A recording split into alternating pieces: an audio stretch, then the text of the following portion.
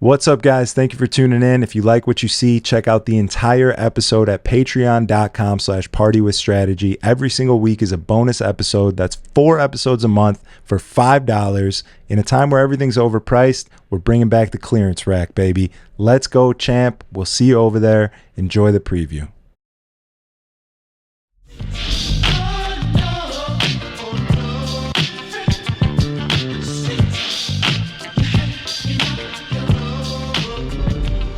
Welcome back to the Party with Strategy podcast, solo episode, Arizona recap. The kid's back in the studio, and let me just start this by saying I'm officially declaring February 10th Diamond Cut Appreciation Day, National Diamond Cut Appreciation Day, because if you've been following the pod since I left for Arizona, you may have noticed a slight downgrade in quality.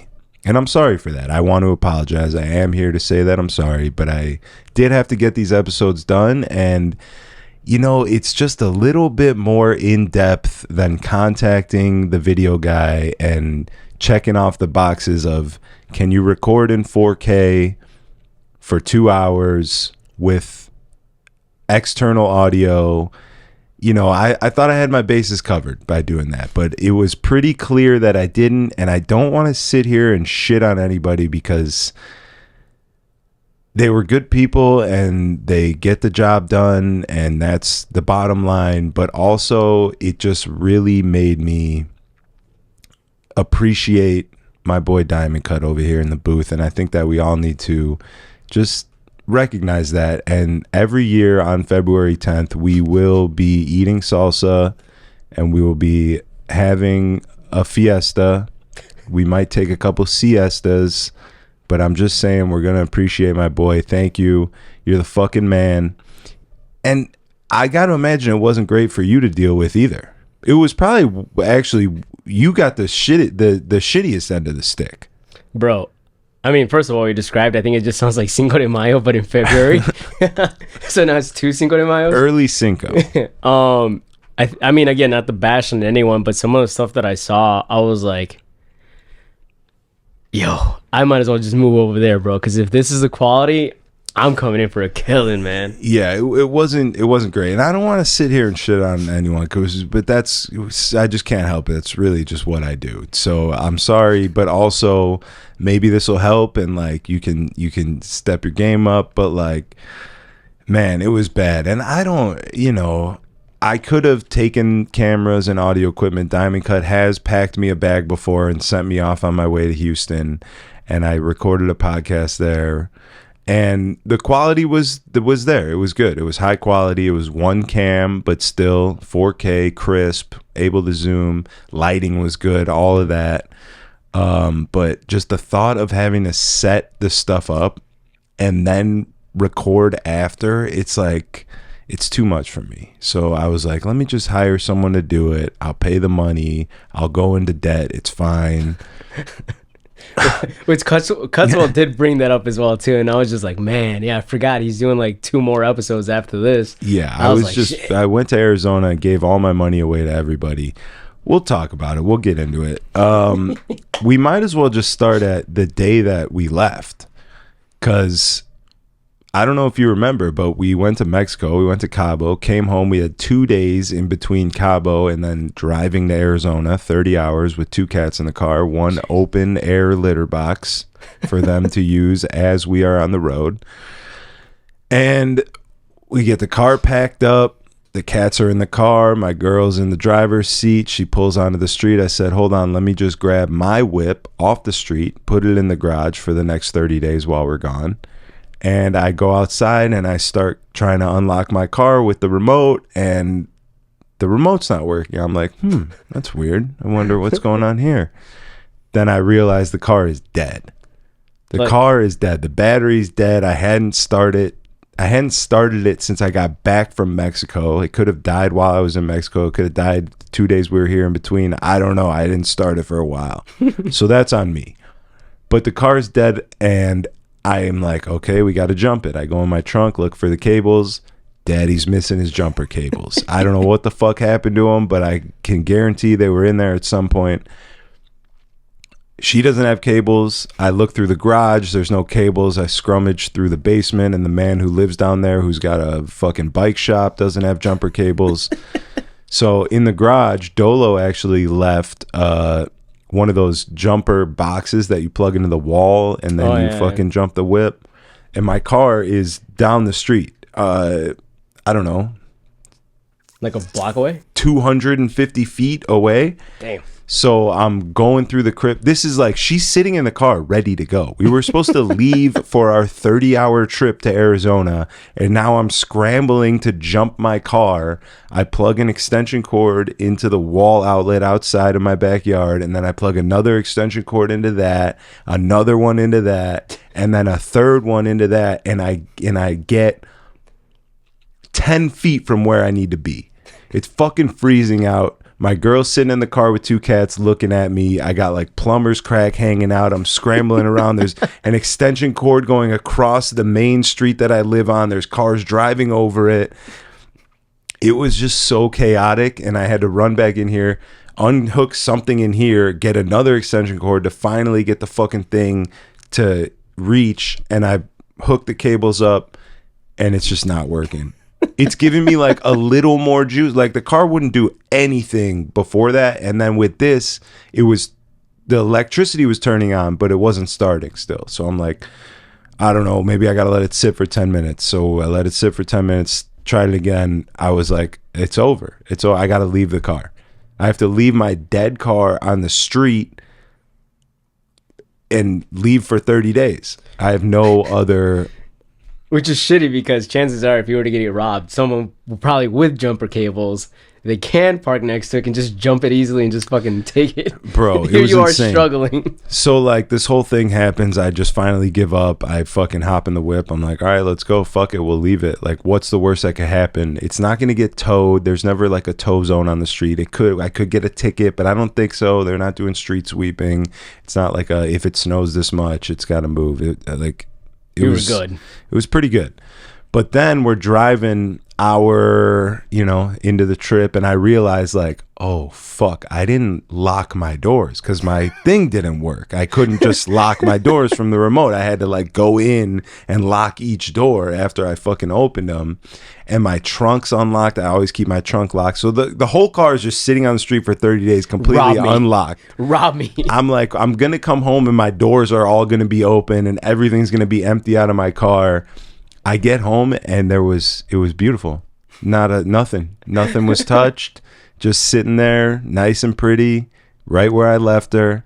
It was fucking, like, to me, I feel like that's a miracle. I don't know. It's crazy. If karma had its way, you probably could have over-prepared. Still might have just left it on the street, but you might have locked everything, and you could have came back to a broken window. Yeah, they break the window and take something. Fucking. Shouts to Long Drink for sponsoring the podcast. Absolutely the best cocktail you can get out there. That's exactly what it is. A cocktail in a can. It's not a seltzer, as you can tell. It's not one of those stupid, long, skinny cans that makes you look like an idiot stick when you're drinking it. This is good stuff. Anyone I give one of these to ask me what it is, where they can get it, and why they haven't had it before. I'm putting people on. You guys are next. Thank you for watching. Enjoy the program. Go to your local liquor store. Target's got them. Wherever you can. Grab a long drink today. Enjoy. Watch the pod. Let's get back to it. Thank you. But yeah, so it started off a little rough. And, I'm going to marry this woman. She's the one. She's the best. I love her. The blue-eyed bandit. Is there a butt coming? There's no butt, but this trip was planned out of love and fun and excitement and a desire to leave for the winter, and like we thought about it over the summer and decided we were going to do it. Which originally you were going to do it for 2 months, right? I think you said. I wanted to do 2 months, and then as it's getting closer and I'm talking to people out there like, yo, am I going to be able to work? And like, I had people be like, yeah, I got you. But I didn't like have a schedule. I didn't have like, all right, Friday from 10 to 2, I'm here. Saturday, I'm here. Like, it was just kind of like a promise from people that I trusted. So I was like, I'll go with it, but I don't know if I'm going to risk it for 2 months. Let's just try 1 month and we'll see what's good. So we did 1 month, and like as it got closer to coming, the stress started building. It's like, holy shit, we're leaving for a month. We're taking the cats in the car. We're driving halfway across the country. Like it started to become more of a stressful thing as it got closer and less of like this desirable, like, oh yeah, we're going to Arizona, you know? And I started thinking about it. I'm like, this is good actually, because I'm gonna ask this woman to be with me for the rest of my life. So I feel like we really gotta push it to the limit here. We really gotta test it. And luckily, she was a little luteal in the whip for the first drive there for 30 hours, and we had the cats in the car shitting in litter boxes and jumping all around trying to get on the the dashboard and everything, and it got stressful, which is what we wanted, which is what I wanted, at least. I wanted to really make sure we could hold it together and get through some stressful events, and it proved that she's definitely the one. The fact though that it's like a 30-hour, because I've driven to Texas before, that's like about 20 hours nonstop, maybe like a break or two in between. But the fact that you decided to do like 30 hours, which if in the first couple of hours it would have gone downhill, you still would have 20 plus hours. Yeah, I mean, we didn't go straight through. We stopped. We went 8 hours, slept, got back in the whip, went 10 hours, slept, and then finished it out. So yeah, we didn't go straight through. That would have been insane. That would have been a real fucking test of. I would have drove the car into the wall probably if that was what we did. But you're still taking your whole life though in that truck, which is pretty nuts, because most people do like a road trip, they don't really worry about pets because they usually have them taken care of, or go for a whole month. Maybe it's like about a couple days, a week or two, but you really just said fuck it. We said fuck it. And I'll tell you this, I grew up with 3 cats in the crib. I had one, and then we got 2 more, and at one point as a young boy there was 3 cats in my crib. Never once was I allergic to a cat. It was fine. Then for some reason into my adulthood I became allergic to cats, which I always thought was weird, because I'm like, I grew up with cats, like this can't be real, this is like a fake allergy. Then I fall in love with this woman who has cats, and I don't want to say forced, but these cats moved into my crib, and it's what I like to call exposure therapy. I felt like my allergies went away. When I would sleep at her crib, I would have like pretty bad allergies, and then it just slowly subsided. And then by the time they fucking moved in here, I'm fine. Being in the car with them like that, they came back. I was sneezing like crazy. I'm like mad snotty. My eyes were tearing. Like I thought I had gotten rid of them, but it turns out if you're in close enough quarters, come back. They're coming back. So that was fun. It's like seasonal allergies, but it's just like with pets in small enclosures. Yeah, it was miraculous. But we pull up to Arizona. We get there. The Airbnb is good. It's a nice place. Location is phenomenal. There's an amazing like golf course walking path that we were going on every day and shit, and it was just awesome. Shouts to Justin Massey. Shouts to Cutswell, of course. Shouts to Ben Foreman. Shouts to my boy Tito, Cramp.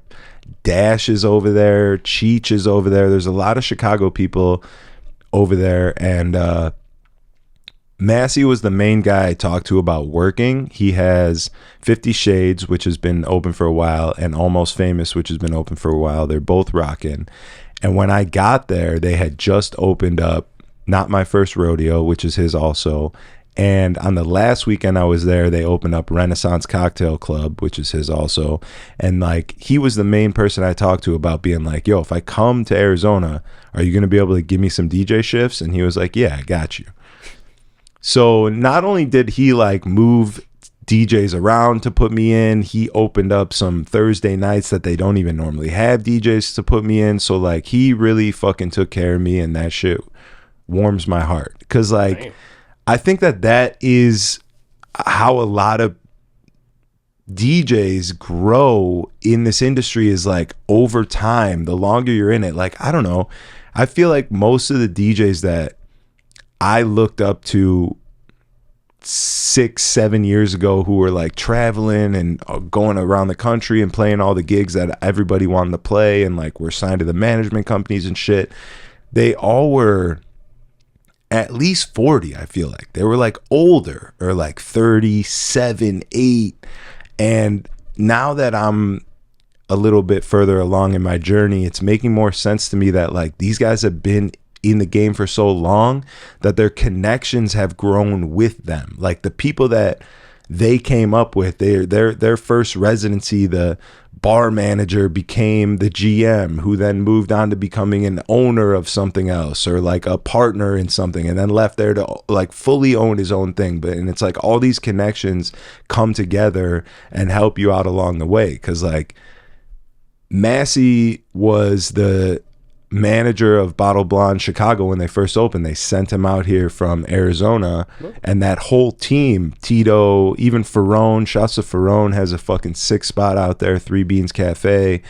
Like all these guys that I just used to party with and had the best time of my life with, doing the Send Nude shit and playing at Bottle Blonde and like just coming up in my DJ career, have leveled up.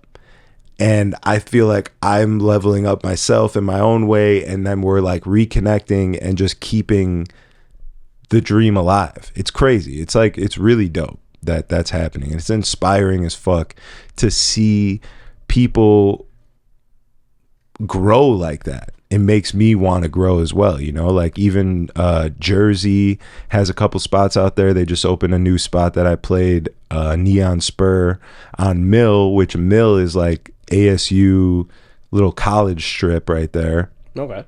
And it's all nightclubs for the most part, and it's all like bars that have nightclub sound systems and lighting and shit, and it's mostly ragers. But these guys were like, yo, nightclubs are kind of out. And I mean, that's what we've been saying for a while now. Like nightclubs are at the tail end of their existence as they stand. I'm not saying that they are going to go away, but the era that they have lasted in thus far is coming to an end, and they're going to have to recalibrate.